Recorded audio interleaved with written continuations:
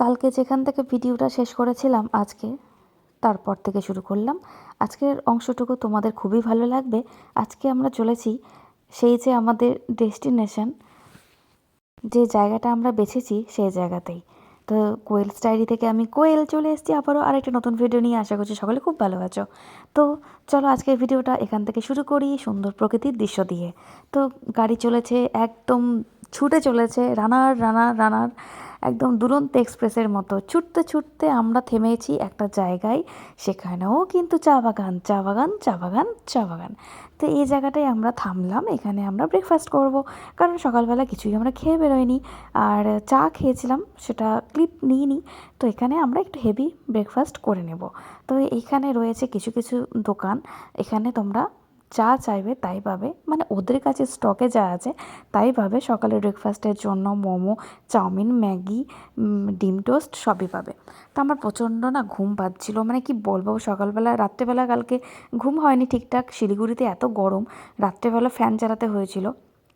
আমার ঘুম লাগছিল, ওই জন্য আমি একটু ল্যাদ খাচ্ছিলাম। আর আমাকে সাথে সাথে কিন্তু ম্যাগি দিয়ে গেছে। তো ম্যাগিটা নিয়ে আমি জাস্ট একটু ভিডিও করছিলাম, রিলসও বানাচ্ছিলাম আর কি। আর ধোয়া ওঠা ম্যাগি একটু ঠান্ডাও করছিলাম। আর আমি একটু ম্যাগিকে এভাবে নিয়ে একটু খেলা করছিলাম, মানে আমি রিলস বানাচ্ছিলাম আর কি।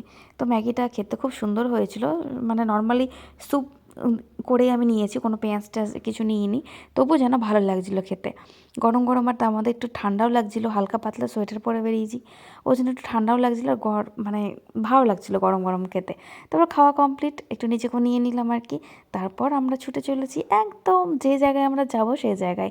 দারুণ দারুণ লাগছিলো এই এই বাইপাসটাই, মানে গাড়িতে করে যখন যাচ্ছিলাম।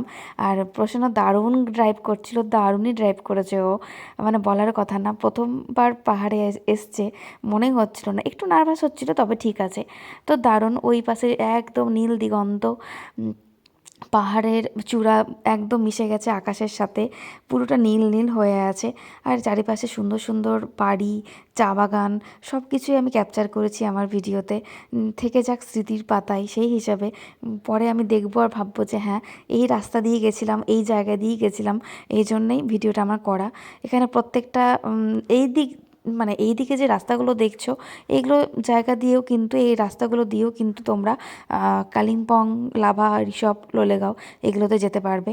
এইখানে চা বাগান রয়েছে, কিন্তু এইখানে দেখতে পাচ্ছি চা বাগান মানে চায়ের পাতা তুলে নিয়েছে, গাছ নেই। তো আমরা একটা সুন্দর একটা জায়গা দেখে থামলাম, এখানে আমরা একটু ফটোশ্যুট করব, ভিডিও বানাবো আর কি। তো আমরা গাড়িটা থামিয়ে যাচ্ছি সেই দিকটাতেই।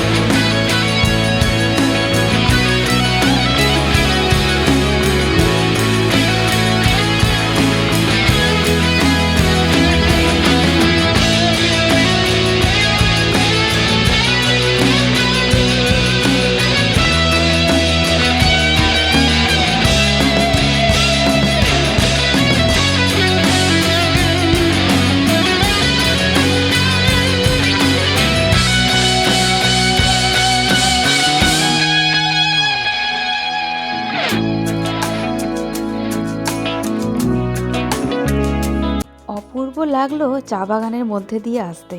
চা বাগানের দুই পাশে চা বাগান আর মাঝখানে আমাদের এই রাস্তা। দারুণ দারুণ। আর এই দিকের বাড়িগুলো কি অপূর্ব লাগে দেখতে। প্রত্যেকটা বাড়িতেই এরা এত প্রকারের ফুলের গাছ লাগিয়ে রাখে, দেখতেও ভালো লাগে। পাহাড়ি এলাকার মানুষেরা গাছপ্রেমী হয়, তেমনই ওরা কিন্তু খুব পরিষ্কার পরিচ্ছন্নও হয়। আর আমরা বাঙালিরা পাহাড়ে গিয়ে নোংরা করে আসি, এটা একদম করাটা উচিত না।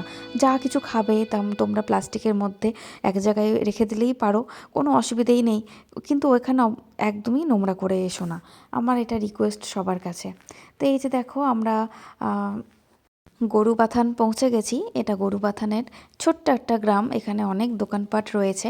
আর গরুবাথান থেকে রাস্তাটা নিচের দিকে চলে যাবে, যেখানে আমরা যাচ্ছি আর কি। একটা মন্দিরও পার করলাম, মন্দির দেখতে পেলাম। তারপর গরুবাথানের মেন যে জায়গাটা, স্ট্যান্ড যেটাকে বলে, সেখান থেকে মোটামুটি 1-2 কিলোমিটার নিচের দিকে আসলেই গরুবাথান পিকনিক স্পটটা তোমরা পেয়ে যাবে। তো চলো সামনের দিকে এগোলেই বুঝতে পারবে। চারিদিকে সুপুরি গাছ, বাড়িগুলো খুব সুন্দর, আকাশ ঝলমলে পরিষ্কার। কাঞ্চনজঙ্ঘা দেখা অবশ্যই পাবো, এখন হোক কালকে হোক, এখনও সময় আছে। কাঞ্চনজঙ্ঘাকে আমরা দেখেই যাব যেভাবেই হোক। তো সাথে থাকো, এরপরে আমরা পৌঁছে যাব আমাদের মেন জায়গায়।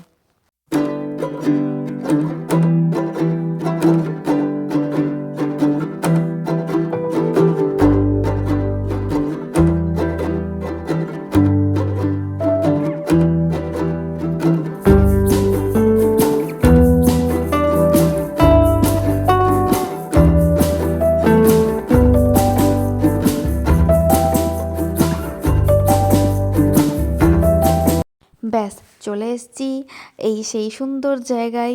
পাহাড়ি নদীর বয়ে চলেছে, আশেপাশে ছোট ছোট পাথর। এটা বর্ষার সময় আরও ভালো লাগবে দেখতে এই জায়গাটা। এটা গরুবাথান পিকনিক স্পট, এখানে লোকাল মানুষদের খুব ভিড় হয়, পিকনিক করতে আসে। আর উপরে রয়েছে আই লাভ গরুবাথান, কিন্তু ওপরে আমরা যাইনি কেউ। এখানেই এতটা ভালো লাগছিল, জল সাথে পাহাড়ি পাথর, খুবই ভালো লাগছিলো। এই জায়গাটাতেই আমরা অনেকক্ষণ সময় কাটালাম আর কি, খুব ভালো লাগছিলো। আশা করি তোমাদেরও এই জায়গাটা খুব ভালো লাগবে। এটা কিন্তু শিলিগুড়ি থেকে বেশি দূর না, 2 ঘন্টার রাস্তা। সকালবেলা আসলেই সারাদিন সময় কাটিয়ে বিকেলবেলা অনায়াসে হোটেলে ফিরে যাওয়া যায়। শিলিগুড়ি এসে সাইট সিন করতে চাইলে এই জায়গাগুলো অবশ্যই তোমরা যেও। আর আমি এখানে একটু ভিডিও করছিলাম, বর সুন্দর করে আমাকে ভিডিও করে দিয়েছে। আর চারিপাশে নীল দিগন্ত, কি অপূর্ব লাগছে জায়গাটা। স্নান করার স্কোপ থাকলে অবশ্যই স্নানও করে নিতাম। এখানে শ্রাবন্তী বসে রয়েছে, সবাই যে যার মতো ছবি তুলছে, বাচ্চারা খেলা করছে পাথর নিয়ে, জল নিয়ে। খুব ভালো লাগছিল জায়গাটা, খুবই সুন্দর জায়গা। বর্ষার সময় আসলে আরও মন ভরে যাবে, কারণ পাহাড়ি নদীর সে সময় আলাদাই একটা মানে গর্জন করে ডাকে। এখনই হালকা নদীর একটা আওয়াজ তো ছিলই, কিন্তু তখন আরও বেশি আওয়াজ। আমি একটু জলের মধ্যে দিয়ে হেঁটে হেঁটে যাচ্ছিলাম। অনেক দিনের ইচ্ছে ছিল যে পাহাড়ি নদী বা ঝর্নার পাশ দিয়ে হোমস্টে থাকবে, আর সেখানে একটু পায়ে মানে জলে ডুবে পাটা ভিজিয়ে বসে থাকবো। তো যাই হোক, লাস্ট অবধি হয়েছে। তো আশা করি আজকের ভিডিওটা তোমাদের সকলের খুব ভালো লেগেছে। তো চলো আজকের ভিডিওটা এখানেই শেষ করলাম। সকলে ভালো থেকো, সুস্থ থেকো, দেখা হবে নেক্সট ভিডিওতে।